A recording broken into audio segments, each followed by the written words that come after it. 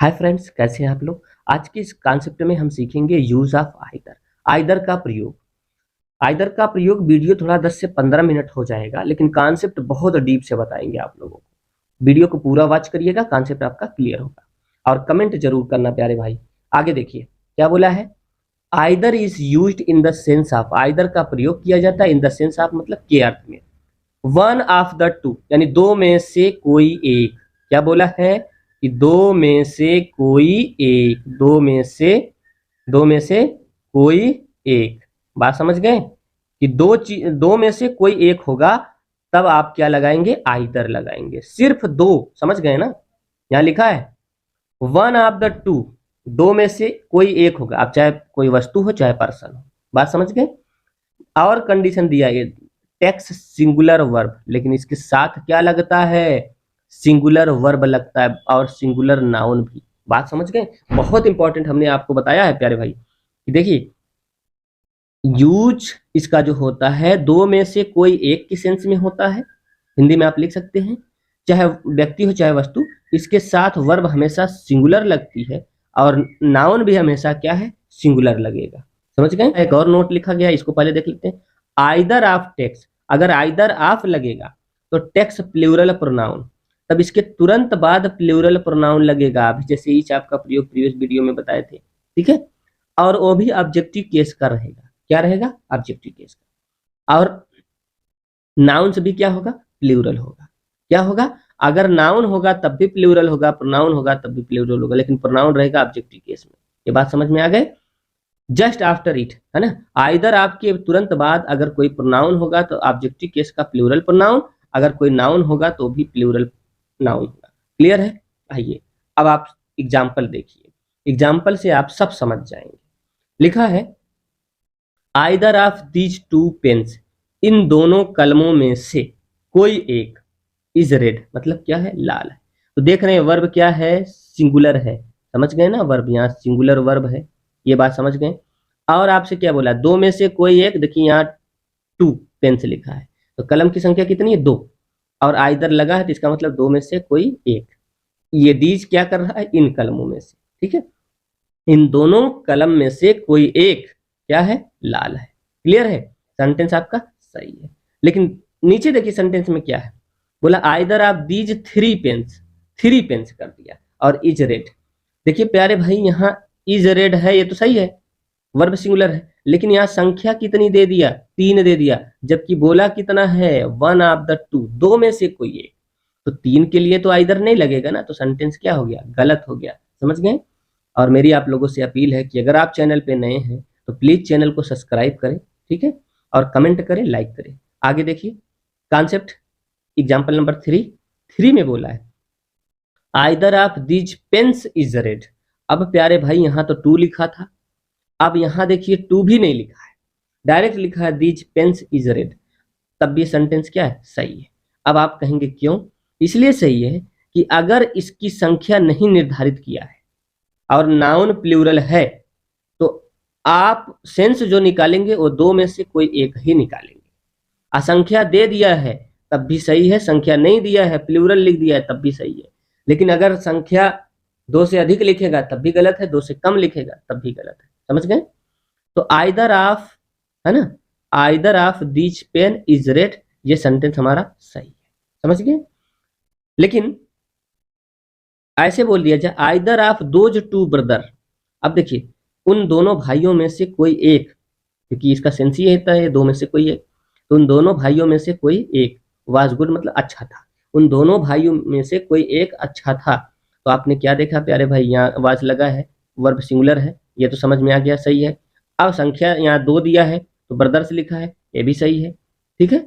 और आपने देखा आइदर आपके बाद जो नाउन लगेगा वो प्लूरल होगा, तो यहाँ देखिए नाउन जो लगा है वो प्लूरल है, ये भी सही है। तो सेंटेंस आपका क्या है, सही है। लेकिन आपसे एग्जाम में क्या पूछेगा, हम बताएं आपको, यहाँ करेगा वर, यहाँ करेगा वर, और यहाँ करेगा या तो यहाँ वर करेगा तब गलत होगा, या तो यहाँ जो ब्रदर्स लिखा है इसको सिंगुलर कर देगा तब गलत होगा। दो में से कोई एक गलती करेगा, या तो यहाँ संख्या दो की जगह आपसे तीन दे देगा या चार दे देगा। समझ गए ना, यही कमी करेगा।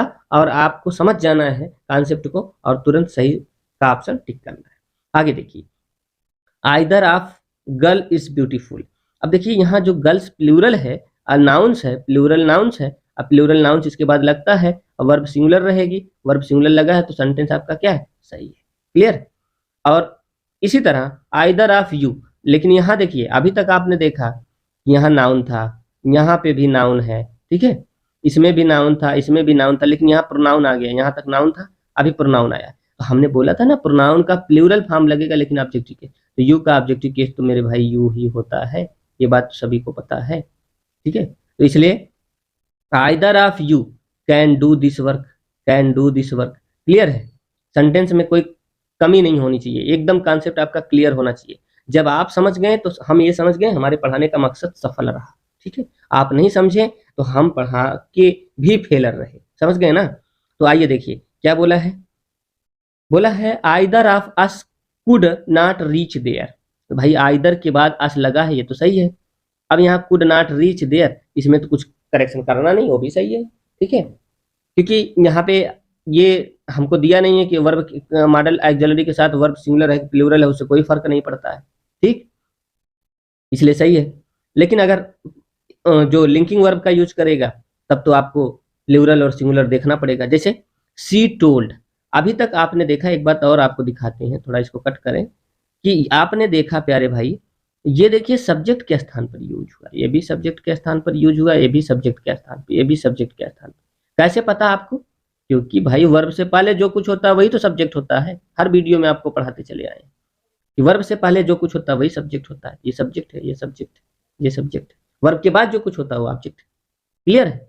तो प्यारे भाई अभी तो आपने सब्जेक्टिव केस में देखा, अब आइए थोड़ा सा अदर केस में देखते हैं, ऑब्जेक्टिव केस में देख लेते हैं, क्या ऐसा लगता है क्या, जी बिल्कुल लगता है। एग्जाम्पल देखिए, ऑब्जेक्टिव केस में क्या बोला है, सी टोल्ड, सी टोल्ड। अब देखिए यहाँ वर्ब ए है तो सब्जेक्ट ए है, ये वर्ब है, तो वर्ब के बाद आइदर ऑफ दीज स्टूडेंट्स, मेरे भाई आइदर ऑफ लगाया, दीज स्टूडेंट्स, स्टूडेंट्स प्लूरल लिखा है ना, आइदर ऑफ के बाद सही है, यहाँ दीज लगाए ना लगाए उससे कोई मतलब नहीं, ठीक है।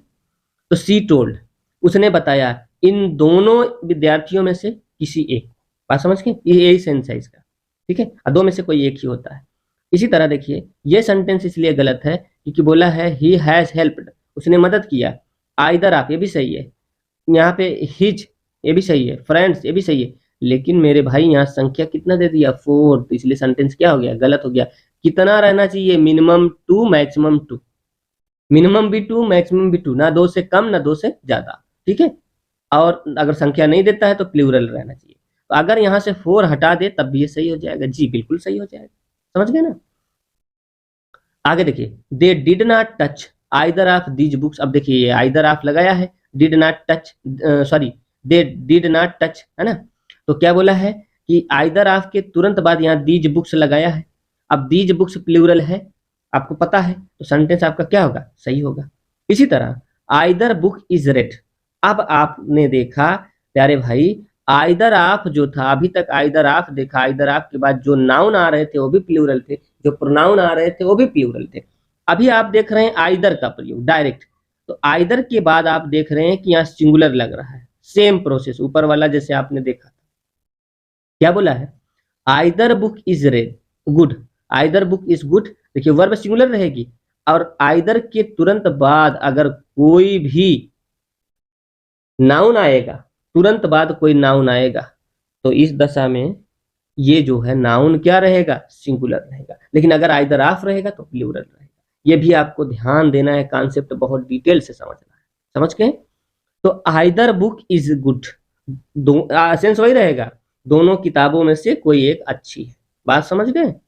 इसी तरह आइदर पेन राइट्स वेल, दोनों कलमों में से कोई एक अच्छी चलती है, तो ये भी सही है, ये भी सही है, ठीक। अब देखिए यहाँ वर्ब सिंगुलर लगाया है, राइट, यस या ईएस जोड़ा है, इसलिए सेंटेंस सही है। Either brother was not honest, यानी दोनों भाइयों में से कोई एक, है ना, दोनों भाइयों में से कोई एक ईमानदार नहीं था, बात समझ गए, ईमानदार नहीं था, ठीक। Either man has a car, तो आइदर लगा, यहाँ मैन सिंगुलर है, तो है ना, दोनों आदमियों में से किसी एक के पास क्या है, कार है, समझ गए ना। Either girl had a black watch, यानी दोनों लड़कियों में से किसी एक के पास काली वॉच थी। एक बात आपको ध्यान देना है प्यारे बंधु कि आप यहां देखें आइदर के तुरंत बाद नाउन आ गया है। तो हमने बताया था जब तुरंत बाद नाउन होगा तो यही डिस्ट्रीब्यूटिव एडजेक्टिव हो जाएगा, और जब नाउन नहीं होगा तो यही क्या हो जाएगा, प्रोनाउन हो जाएगा। जैसे यहाँ देख लीजिए, यहाँ आइदर प्रोनाउन है और यहाँ पे आइदर क्या है, एडजेक्टिव है। समझ गए ना? तो आई होप आपको पूरा कॉन्सेप्ट समझ में आ गया और वीडियो आपको अच्छा लगा, कॉन्सेप्ट समझ में आया तो प्लीज चैनल को लाइक, सब्सक्राइब, कमेंट करना ना भूलिएगा। मिलते हैं नेक्स्ट।